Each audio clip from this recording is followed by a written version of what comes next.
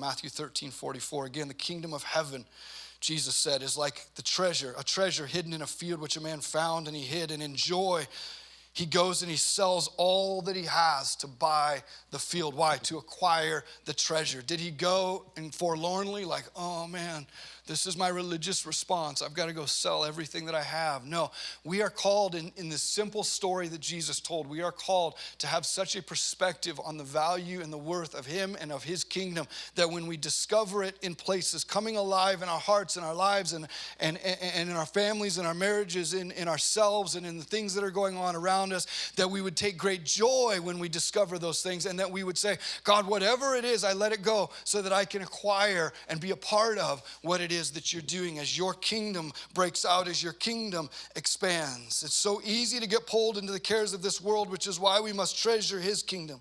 As Mark 4, as Jesus told us the story of the seed being scattered on the roads and as the gospel and the kingdom, and it said all too quickly, the message is crowded out. The seeds that have landed in our lives are crowded out by the worries of this life, by the allure of wealth, and by the desire for other things, so no fruit is produced. I think that I can find myself very easily in that passage of scripture of Jesus putting seeds in my life, and it's so easy for the things that he is doing, for the buds of his kingdom to be crowded out quickly by the concerns of this life and by the focuses on wealth and by all the different things that are going on. But we are called to have joy in the way that we give up whatever we have to pursue his kingdom. That with joy you would lay down whatever it is that he's asking you to lay down, to say, I want your kingdom more than this.